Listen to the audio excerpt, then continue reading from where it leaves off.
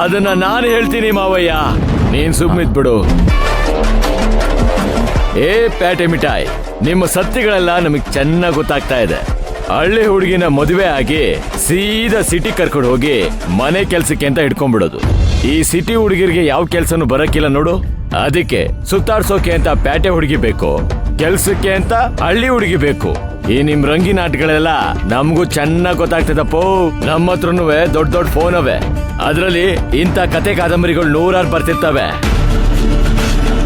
ಏಯ್, first of all ನಿನಗೆ ಇಲ್ಲಿಗೆ ಬಂದು ಅಡ್ವೈಸ್ ಮಾಡೋದಕ್ಕೆ ಇನ್ವೈಟ್ ಮಾಡಿದ್ಯಾರೋ? ಹೌದಪ್ಪ, ನನ್ನನ್ನು ಯಾರು ಕರೆದಿಲ್ಲ. ನಿನ್ನನ್ನು ಕರೆದ್ಬಿಟ್ರಾ? ನೀನೇ ಬಂದಿದ್ಯಾ?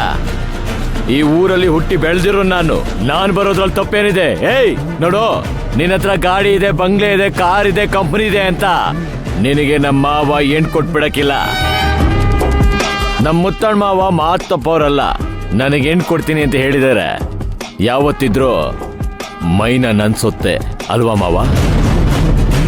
ಏನೇನ್ ಮಾವ, ಏಯ್ ಇವ್ರ ಮಗಳನ್ನ ದಾರಿ ಕೊಡಿದ್ರಿ ಕೃಷ್ಣಂಗೆ ಕಣೋ. ಮೈನ ಯಾವತ್ತಿದ್ರು ನನ್ನ ಹೆಂಡ್ತಿರೆ. ಏಯ್ ಏಯ್, ಇನ್ನೊಂದು ಸಲ ಮೈನ ಮದ್ವೆ ಆಗ್ತೀನಿ ಅಂತ ನೀನ್ ಬಾಯಲ್ಲಿ ಬಂದ್ರೆ ನಾಲ್ಗೆ ಸೀಳ್ ಬಿಡ್ತೀನಿ. ಏಯ್, ನನ್ನ ಹೆಂಡ್ತಿನೇ ಕಣೋ. ಅವಳು ಕುತ್ತಿಗೆಗೆ ತಾಳಿ ಕಟ್ಟೋದು ಈ ಗಂಡುಗಲಿ ಕುಮಾರ ವೀರ ಕೃಷ್ಣನೇ ಕಣೋ. ಸರ್ ಬಿಡಿ ಸರ್.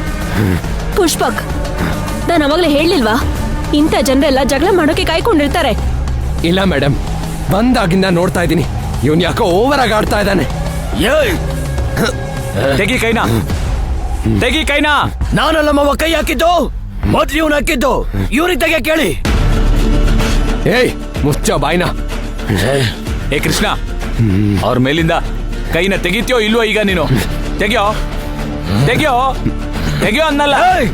ಮಾವ, ಅದೆಷ್ಟು ಧೈರ್ಯ ಇದ್ರೆ ಮೈನನೇ ಬೇಕು ಅಂತ ಕೇಳ್ತಾನೆ.